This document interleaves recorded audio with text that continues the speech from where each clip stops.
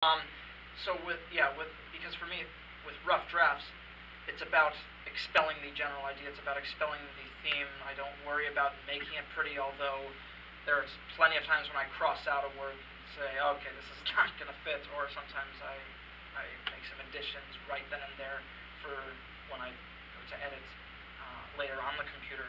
Because for me, when I type it up, that's when it's about polishing it and making it as pristine as possible. What I was saying before is hieroglyphics. This is my penmanship, and it's actually I've actually gotten some.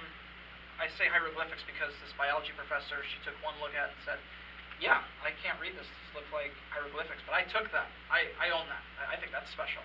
I was greatly compensated because while it's a beautiful irony that I love to write and I have dysgraphia, I was greatly compensated because at 6 months old, he sat me down on the keyboard, did this, and I can type incredibly fast now. So I think I'm fine.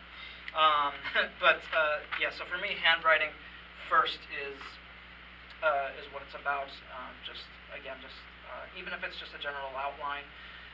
But for me, I'd like to at least complete the piece, and just so when I go on the computer, the editing process, which I love to be a part of as well. Sort of like being a singer and a producer. I love being on both sides of the project. I think it really helps me focus. So does that make sense? So, thank you very much. Of course. Dustin, how could I reach you and Zach? Is there a card? Yeah, I want to give you a card. Here, one just pass them. Yeah, we'll go ahead and do that. Oh yes. I'm sorry. So while he's doing it, something I did last year. Besides general notebooks, I love to write on other surfaces. So last year, of course, I took receipts, just wrote pieces on the back of receipts, and I would write them also in between notebooks and projects and whatnot. And so, I think it's also great to just explore more than just regular notebook paper. And I also have 2 more bags of these mini flyers that I used to hand out when I used to work at the bank 1 year after meeting him, and I would cut out these flyers to hand out to customers at the bank. We had so many left over, so I just took them in, and they're only just so big, so I would just write usually stream of consciousness, but here and there it'll have structure. So I'm just gonna do a little promotion thing. You guys want a bumper sticker? I have a bunch of these. Again, as long as it makes sense to me, the rest is up to you. That's the logo right there, where you can see it a lot clearer than Oh yeah, then the book. Yes. Because you have a day job, do you? I would think it would be hard for you to find the time to do the writing. So, do you say, okay, I'm going to be structural tonight from 8 to 10. I'm going to work on something, or do you just when it moves you, and how do you get that much done? Definitely. For me personally, I do it as naturally as possible. I've been this close to being fired. No, I'm kidding. No, I was actually speaking to somebody online who was going through the same troubles because he works a day job as well, and he's like, I can't believe I always have to wait until I get home to write. I said, you don't have to do that at all. For me, my lunch break is not going out to eat or eating there. It's sitting down and writing, or maybe recording a demo or 2. I cannot be away from my craft for too long, or else things up here get unpleasant. So you can also set it's a requirement of my nature. You can set a time during the day, like you can get up budget your time. 20 minutes early or something, and just write whatever ideas you have on your start trying to do something. I've been doing what I did this past week is I'm working on a novel, and my goal was to write 10 pages a day, and so I worked on that, and I did that this week. And then you take a break. I took a break this weekend from it, just kind of think about where I'm going to take the story. And it's regular time period, during the day, early in the morning, late in the afternoon, whatever, just pick a time and make time for the writing and try to do your best to fit it in there. Definitely. Anyone else have any other Questions? Yes, sir. I have this appointment anyway that I've been gonna try to submit. I've been looking at different like websites, well, the free ones anyway. Yeah. But they all ask for like a query. Query Oh. first? Yes, they ask for that, but I still have no idea like how I get to that part and then I just close the page out. So Understandable. So you want to know how to write a query, or? yes. Well, you would give a brief summary. Let's say it's a story. I've done this a few times. They have what's called an elevator pitch, which is like 50 words, just describing your basic plot and what's about the story. You can write. I would probably best bet is to keep it as short as possible, but you want to just give them an idea.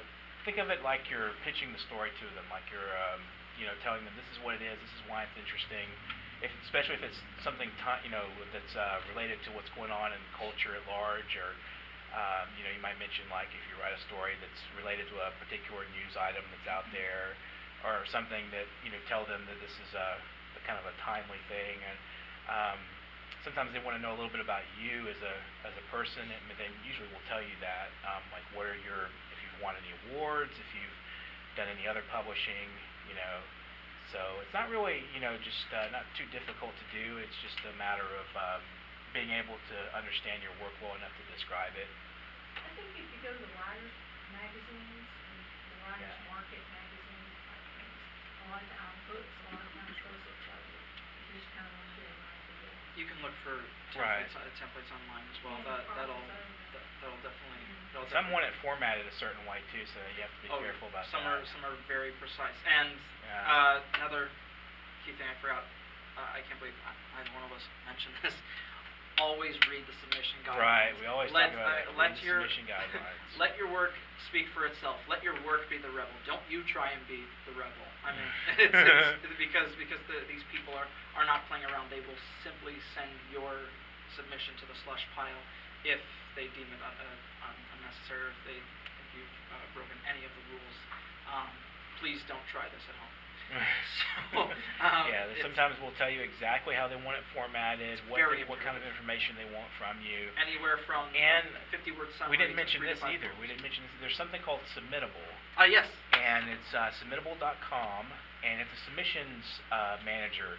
And when a lot of these literary journals, they work with Submittable, and you just submit through the Submittable program, and it will keep track of your submissions. You just basically sign up for a thing. It's free. If you're a publisher, you have to pay for them to use it.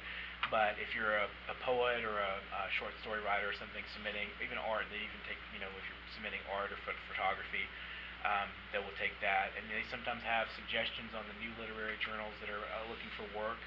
And some do charge, usually not very much, and depending if it's a contest or if it's just a regular submission. Sometimes it's like $3, $5. Contest can be $20, $25. A full manuscript contest, And things like Submittable that. also offers other services. Sometimes they even have applications to medical school, residencies, yeah, that and, kind of stuff too. Yeah, and just grants in general. Mhm. And but no, it's a great tool to use. And again, the Poets and Writers magazine website also has a page for magazines and journals that are looking for people to submit. I believe it's just pw.org. Yeah. So. Yeah.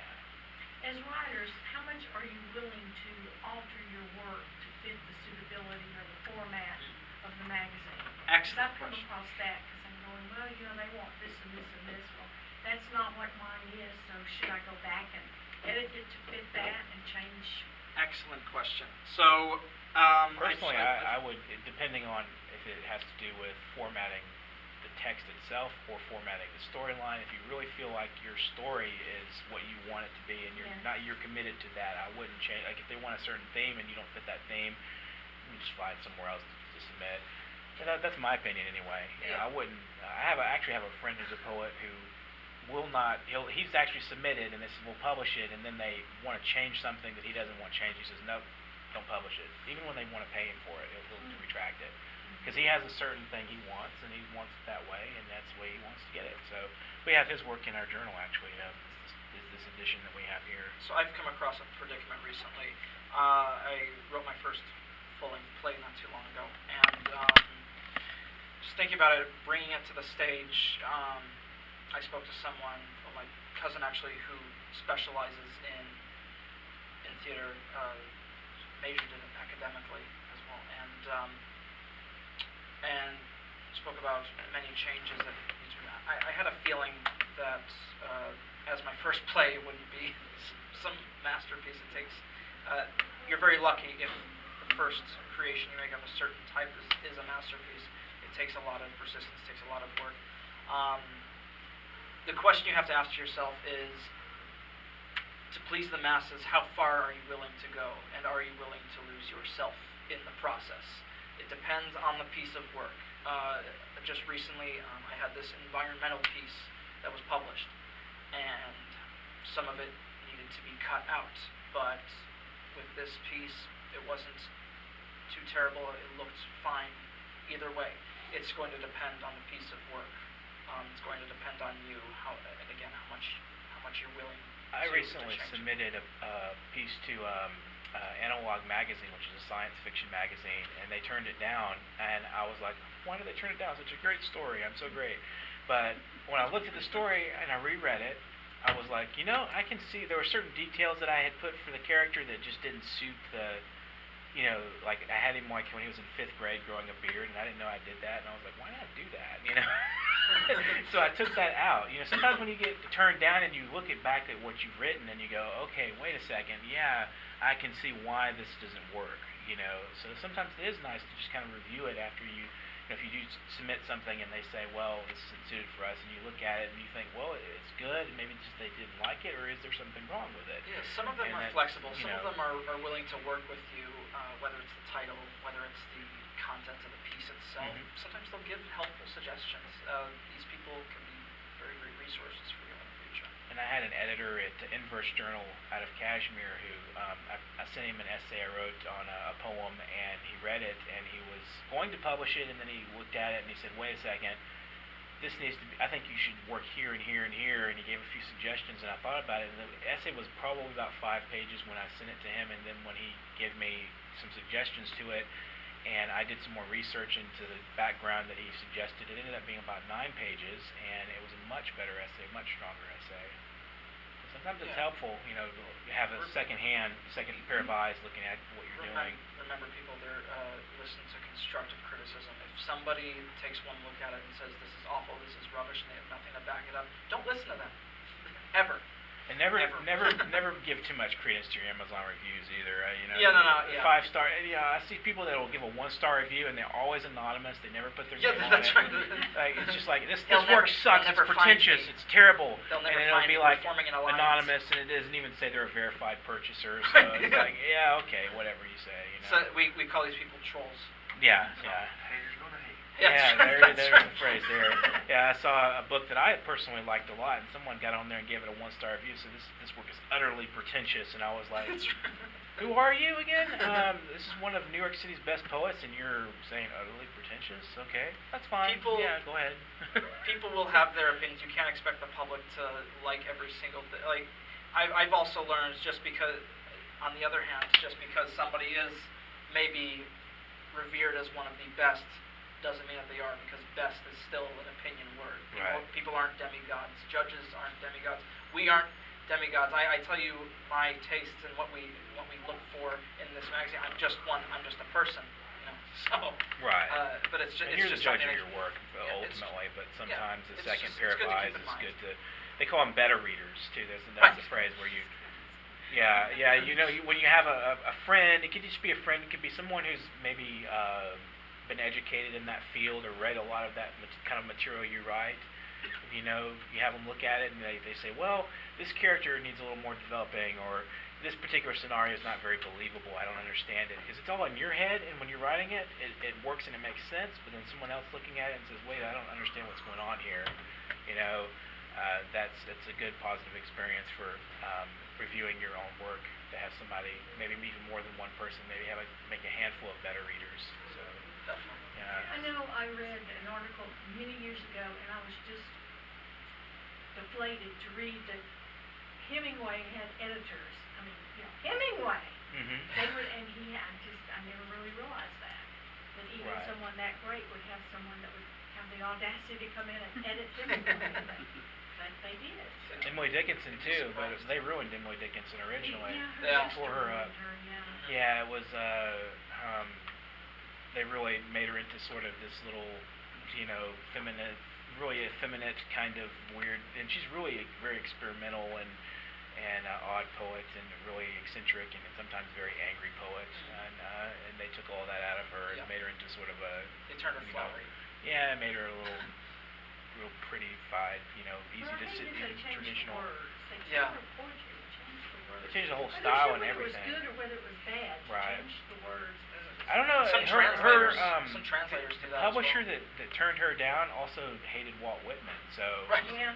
his name was Thomas Wentworth Higginson, and he turned her down. And he liked her, he respected her, but he did not think that her poetry could be published because it was so like way out of left field, and she didn't think it would have any readers. But he really respected her, but he didn't. He hated Walt Whitman. He said, "That's trash. That's Walt Whitman. That's trash." And who was that I write from my trunk? Well, wouldn't that have also been an example of the times? Yeah. that we Oh, live yeah. in? Walt Whitman was like, Yeah. that he originated free verse basically. Yes. They were the same with there was a lot of that period where the poetry was being experimented with on a lot more deeper level than it had been. And Today she'd be popular. Oh, yeah, yes. definitely. Yes. People would bow to her. Looks like a lot of people would love Rumi. I forgot who said this, but somebody said he was the first Instagram poet. Rumi. Who was that? Yeah. Rumi. Yeah. I mean, I He's the get most what popular they're poet saying, in America but right now come too. on. Yeah, he's Don't one of compare the most popular to read is Rumi. Yeah. But a lot of people are being exposed to him because of that. Yeah, true. It does help unlock some keys Yeah. to the past. Just like Pablo Neruda, he's one of the most widely read poets as well. Very important. And Pablo Neruda would not have been known in America had it not been for Copper Canyon Press. And we actually, Lynn Coffin, the author of that book I passed around, she was good friends with Sam Hamill, who founded Copper Canyon Press, and they brought a lot of work to poetry-wise to the front that was not being paid attention to in America at the time because they just weren't exposed to it. People weren't exposed to it, and they brought a lot of international voices to America. So that's kind of a neat little tidbit of a fact. Does anybody have any other questions? Yes, sir? He has a query. He's inquiring about a query. I really do mention Querying. something called AIPF. Yes, Austin International Poetry Festival. It's in Austin, and it's called the largest unjuried poetry festival in America. And you basically register with them, and they have something called Diversity, which is their publication, and you can submit poetry to that. And it's a really nice experience. You meet a lot of poets. They have readings all over Austin, which both of us have been featured in and done readings there. And basically, you just pay to register, and they give you a couple of readings around town. You get to choose, what your preferences are. At least that's how they did it when we went there. We knew some of the board members, and Yes. they're still doing this. They had some trouble a few years back with one of their directors. Their financial director actually was cheating them. It was a naughty Yeah, one. Just sort of yeah. spending, we're talking volunteer Yeah, money. he really gave them a run for their money. Went on a few vacations. Yeah, he embezzled. He embezzled basically. What a lot did of, this is a Karnak the nonprofit Magnificent organization. said, may his only son grow up to be the goalie for a new hockey team. No, that's Yeah, but they've recovered from that, and they're still out, and they're a nonprofit. They get grants from the city of Austin. pretty prosperous. People will fly in from Australia and the UK for this fest. It's All over the very- world, yeah. Oh, yeah. They do. So it's AIPF. Yeah. What time of year is it? It's every April. first weekend of April, I believe. Oh, okay. Yeah. There was one year where was in, we went in September. it was like August, September. September, I think. Yeah, they had one year where they were. What happened was they were putting it together, and a lot of the members that were working on it fell in. They were not able to finish it, and so some people picked up the slack and were able. It took them a little extra time, but it's the normal weekend is it's like the first weekend of April. Which is perfect because that's when National Poetry Month Month. is. Yeah. That's why they do it in April. It's a really good organization. There are a lot of good people involved in that. That's right. Yes. Be nice to hear each and every one. Oh, all right. Do you want to go first, or you want me to go first? you- All right, all right. Okay. So I was in. I might as well. Let me see if I can find my notebook right quick. It's here Oh, somewhere. I think when I. Here it is, right here. So I was in New York City at the end of last month. Actually, I was invited to feature for an organization called Last Bench Magazine, and I did a hosting at there. And while I was there, I did some writing, and I wrote some about. This is a kind of funny story. I was actually at the financial district, right around the corner from New York Stock Exchange. So I was walking around the corner to the New York Stock Exchange doing my touristy stuff, and there were all these dogs at Wall Street, and these people who had their pets. They were playing it was the middle of the night, and we're talking it was like 2 o'clock in the morning, and there's like 15, 20 dogs, people with their dogs, and then they were all playing in the center right there in front of the New York Stock Exchange, and I thought that was really funny, and so I wrote a poem about it. Dogs of Wall Street. Cross your fingers. The men in tall apparel lurch in evenings, staring at horoscopes, addressing the futility of death. But the dogs play catch. They are on leashes. Masters always know our fears. One chases a ball across the street. He is a lone animal in the paved woods, harrowing to touch the soil. Without trees, life is murder. The city only knows the sleeping of hours and moons, kissing for favors, suing for pleasure. Release the hounds. They will bite like the devils do. Thank you. Your turn. This is untitled.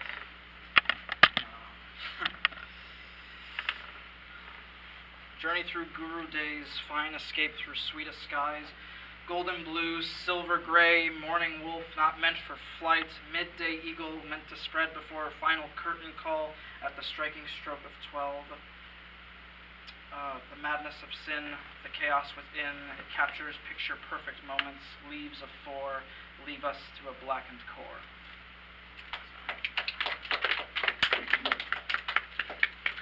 So we have stuff for sale. If you want to take a look, we can have more than enough here.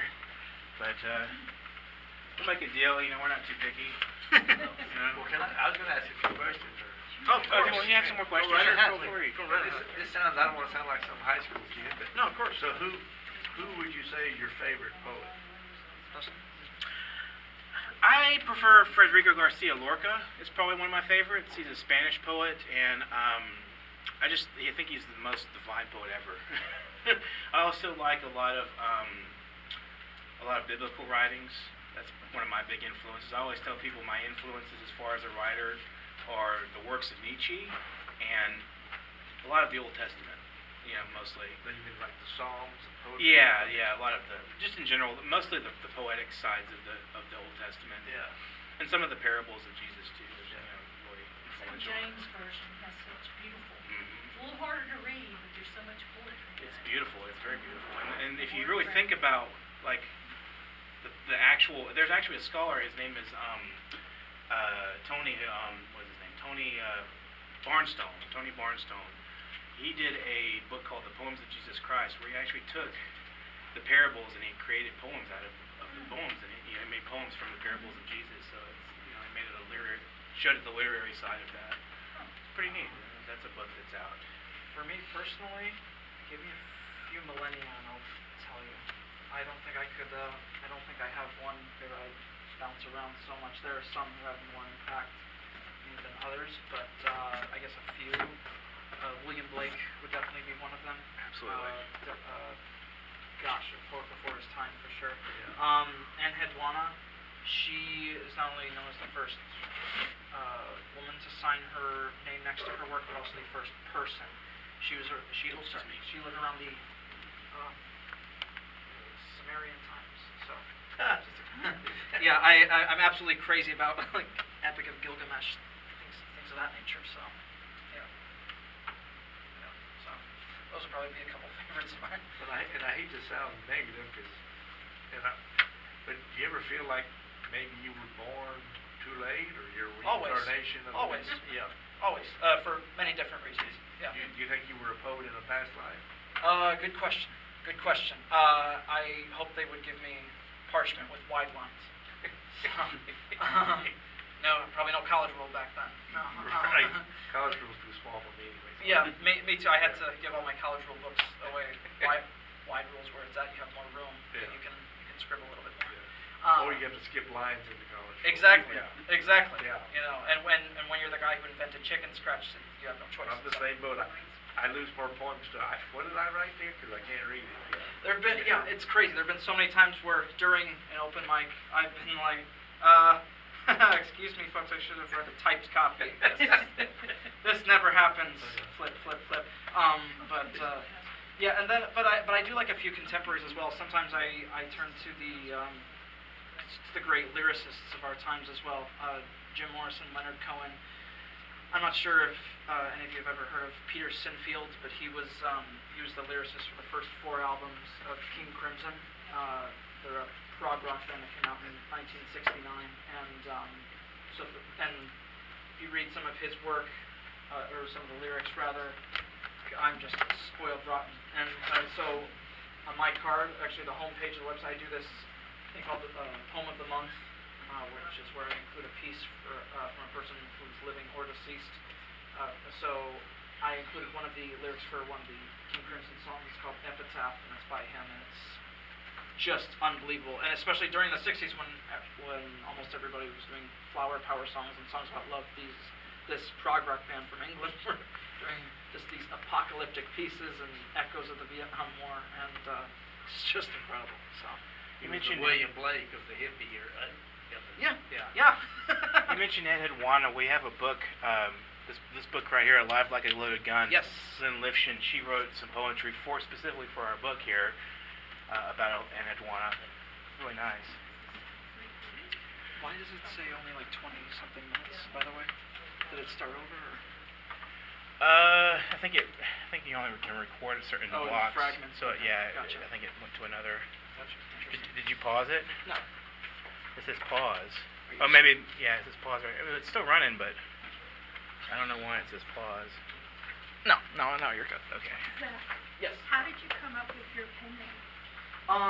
For a couple reasons. So my actual last name is Weiss, but through the years I've heard Weiss, and I just became so sick of that. And so I mean, I'm not putting anybody at fault, and whatnot as far as like correcting, but I just wanted to change it to something more suitable, and I love wordplay, so it's kind of a play on words. So And it's also, actually your last name, but spelled a little right.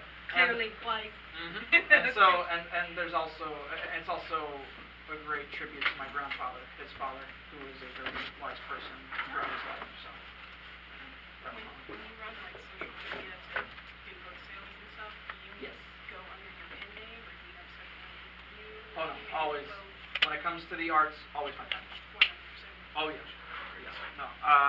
Yeah. So it's. I mean, you don't have to come up with a pen name. For me personally, I've always thought it was great, and I always looked at the people who have just initials, J.R.R. Tolkien, J.K. Rowling. Of course, with me, I think I didn't do a whole lot of thinking because there's only 1 or 2 Z names. So when somebody says Z, I was like, oh hey, Zach. You know, so yeah, but it's okay. It sticks. Yeah. And there are definitely some great. If you want some information, there's some great magazines that would definitely include horror fiction submissions. Definitely serve you well. So. I would really like to. My friend and I she didn't make it here today, but I wish she would have, because we usually write short stories together and get accepted together. And we're working on a book where we combine, like each one of us just likes to short stories. We're looking for publishers. She hasn't made it, I haven't got an agent because she's prolific, but trying to get people to take this has been a nightmare. It's like, I wish we could get some feedback as to why this doesn't fit together. So I was going to see if I could get like the publishing house info and everything, which I guess is on your card. Yes. Yes, and on my website it'll include a link to the Transcendent Zero Press website, and good news for your friends, I'm putting this on YouTube, so. Awesome. Yes. So she will, so just tell her, sit, I haven't actually seen the this copy. is what you get for not turning it Yeah. into You did this one. You did this, this is what you get. Oh, yes, how silly of me. So I host open mics as well, and, Debbie's been to quite a few of them.